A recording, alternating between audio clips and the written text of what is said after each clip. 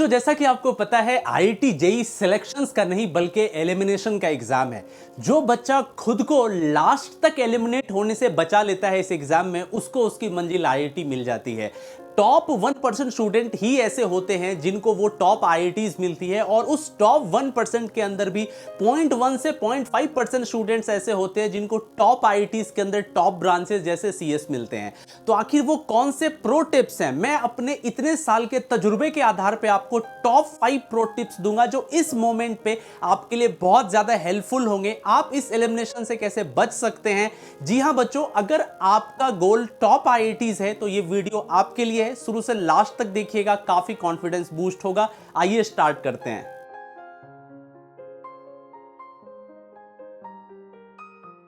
Start करने से पहले मैं आप सबको बताना चाहता हूं, क्या मैं एलिजिबल हूं आपको ये सजेस्ट करने के लिए? मैं कौन होता हूं जो आपको बताऊं कि वो कौन से प्रो टिप्स हैं? तो बच्चे, मैं 2010 से पढ़ा रहा हूं और मैंने अभी तक 8000 से ज्यादा आईआईटीएंस को मेंटर किया है, जिसमें से कई आईआईटीएंस सिंगल डिजिट के थे, जनरल कैटेगरी में डबल डिजिट के थे, और 1000 के अंदर आने वाले मेरे बहुत सारे स्टूडेंट्स हैं आज इंडिया के टॉप आईआईटीज में पढ़ रहे हैं। इंडिया का कोई ऐसा आईआईटी नहीं होगा जहां लास्ट ईयर मेरे बच्चे सीएस लेके नहीं पढ़ रहे, चाहे आईआईटी दिल्ली हो, आईआईटी बॉम्बे हो, खड़गपुर हो, कानपुर हो, रुड़की हो, गुवाहाटी हो, रोपर हो, पटना हो, मंडी हो, जितने भी आईआईटीज आप देखते हैं आपको वहां पे हमारे स्टूडेंट मिलेंगे। हमने इसी चैनल पे उनका इंटरव्यू लिया है, आप प्लेलिस्ट में चेक कर सकते हैं टॉपर स्टॉक में।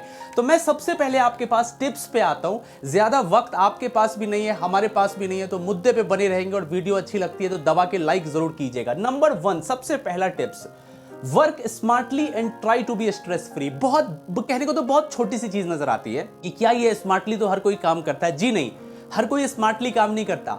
हर कोई हार्ड वर्क में बिलीव करता है, बट हार्ड वर्क तब तक सही रहती है जब तक क्वेश्चंस एनसीईआरटी फ्लेवर्ड होते हैं, जब तक क्वेश्चंस बिल्कुल बेसिक और फंडामेंटल्स के अराउंड घूम रहे होते हैं। पर जेईई एडवांस एक ऐसा एग्जाम है जो आपके कॉन्सेप्ट्स के डेप्थ को मेजर करता है। ये चेक करता है कि किसी पर्टिकुलर टॉपिक में कितनी गहराई तक आप गए हो। ऊपर ऊपर ऊपर ऊपर तो नहीं आपने पढ़ा है। अगर आप सिर्फ ऊपर ऊपर सरफेस लेवल का, स्क्रैच लेवल का आपको नॉलेज है तो चलो ठीक है, फिर आपका मेंस जैसा एग्जाम बहुत बढ़िया हो जाएगा। हो सकता है आपके 98-99 परसेंटाइल बन गए होंगे। पर एडवांस के लिए आपको यह समझना है कि कितने डेप्थ तक हम किसी पर्टिकुलर टॉपिक को लेके जा सकते हैं। इसके लिए आपको स्मार्टली काम करना होगा। किसी पर्टिकुलर क्वेश्चंस को नहीं समझना होगा, बल्कि उसके बिहाइंड के कॉन्सेप्ट को स्मार्टली डील करना होगा। आपको पता होना चाहिए कि अगर इस क्वेश्चन को घुमाया जाए तो आप किस स्मार्ट वे में इसको डील कर सकते हैं। अगर किसी क्वेश्चन को खास तौर पर ब्लेंड किया जाए मल्टीपल चैप्टर्स के साथ, तो आप उस सिचुएशंस को कैसे हैंडल करेंगे। तो जो स्मार्ट वर्क है ना बच्चा, वो आपको डेवलप करना है।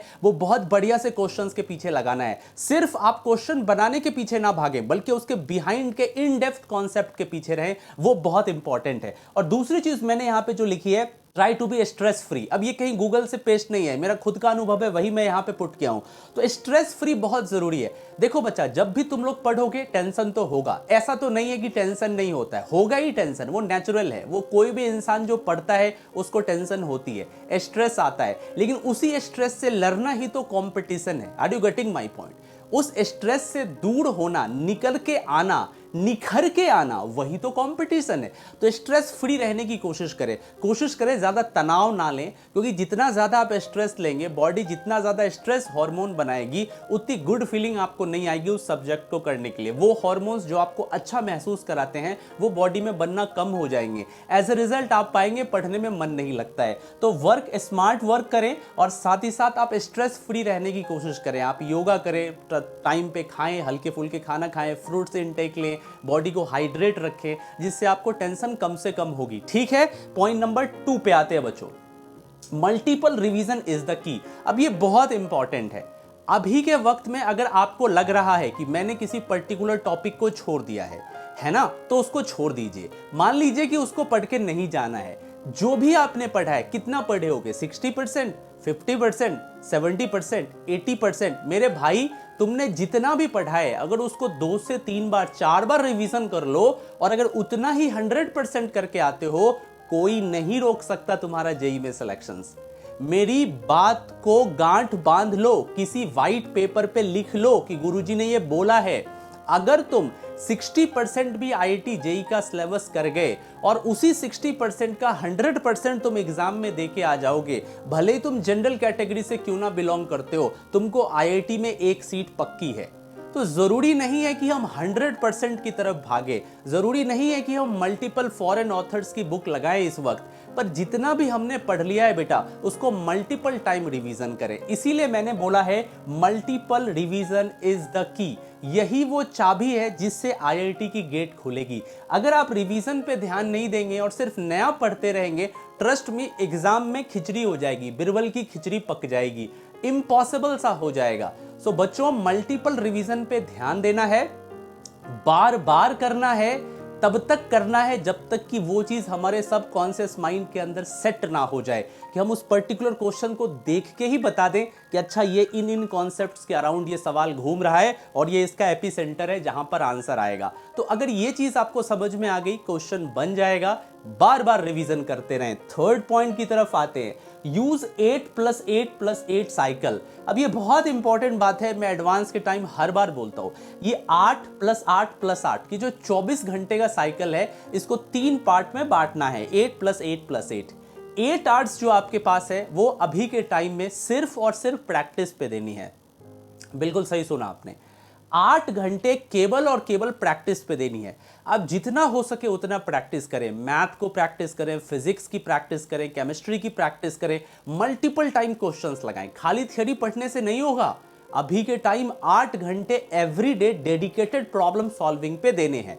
बचे 8 घंटे, उस 8 घंटे के अंदर आपको रिवीजन वाले पार्ट पे ध्यान देना है। एग्जाम्पल के तौर पे आपने ब्लॉक केमिस्ट्री पढ़ी है, तो एनसीईआरटी में जो आपने अंडरलाइन किया है, जो आपके शॉर्ट नोट्स बने हुए हैं, जो आपके गाइड ने, मेंटर ने आपको लिखवाया है, उसको बार बार रिवाइज करें, पॉइंट बाय पॉइंट उसको लिख लें, मल्टीपल टाइम रिवीजन करते रहें। तो ये 8 घंटा खास तौर पे आपका रिवीजन में, छोटे शॉर्ट नोट्स को बार बार लिख लिख के रिवाइज करने में, थोड़ा सा खेलने में, थोड़ा सा खाने में, थोड़ा सा योगा और बाकी चीजों में लगाएं।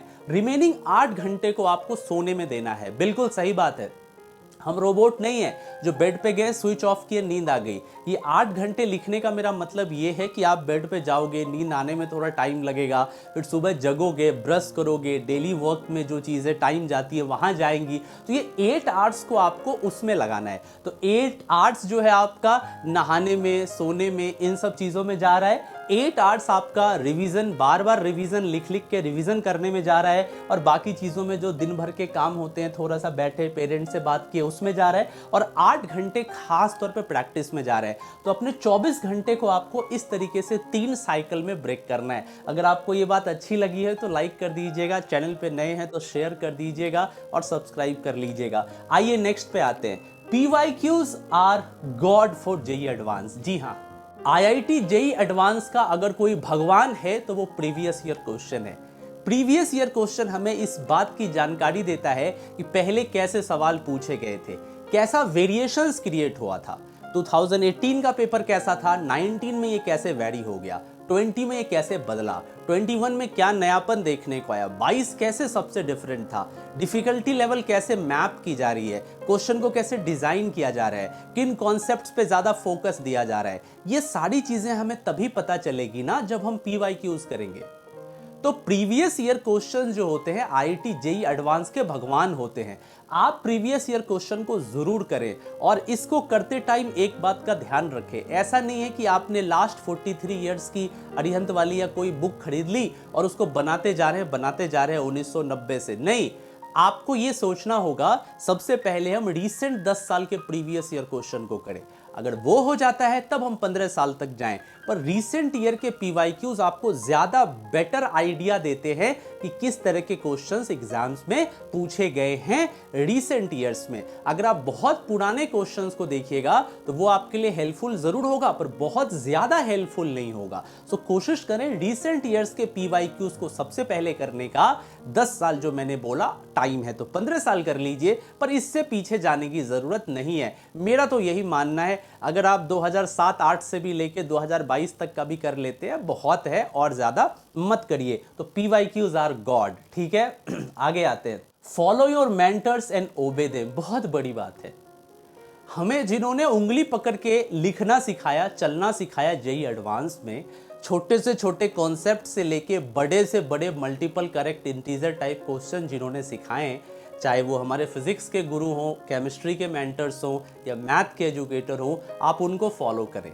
ऐसा नहीं कि लास्ट में उन्हें छोड़ दिया और आइसोलेट हो गए। कहते हैं कि माँ बाप से और एजुकेटर से, टीचर से जब दूरी बढ़ती है तो अंधेरे के आप ज़्यादा क्लोज चले जाते हैं। You are more toward the darkness, right. So अपने मेंटर, अपने एजुकेटर और अपने पेरेंट्स से कभी दूर मत जाइए। तो आप इस टाइम भी कोशिश करें अपने टीचर्स से को फॉलो करने का, उनसे बात करने का, उनकी क्लासेस में कम से कम आके दिखाई तो दे दिए। उनसे आप ऑफलाइन में पढ़ रहे हो, ऑनलाइन में पढ़ रहे हो, उनके साथ कम्युनिकेट करें, उनसे बात करें, उनके टच में रहें, क्योंकि लास्ट डे तक आपको, मेरा ऐसा मानना है, टीचर के टच में रहना चाहिए। कभी भी ये नुकसानदायक नहीं होता, इससे हमेशा एक पॉजिटिव एनर्जी ही मिलती है। तो ये आपके पास 5 प्रो टिप थे। मैं एक बार क्विकली रिवाइज कर दूं, बता दूं। Work smartly and try to be stress free, multiple revision is the key, use 8+8+8 cycle, PYQs are the god for JEE advance and follow your mentors and obey them. अगर आपको ये video अच्छी लगी है तो लाइक कर दीजिएगा, channel पे नए हैं तो सब्सक्राइब कर दीजिएगा, और बहुत अच्छी लगी है तो दोस्तों से शेयर भी करिए। मुलाकात आपसे जल्दी होती है। This is your MK sir, IIT explains पे आपका बहुत बहुत स्वागत है। जल्दी मिलते हैं आपसे। Bye bye.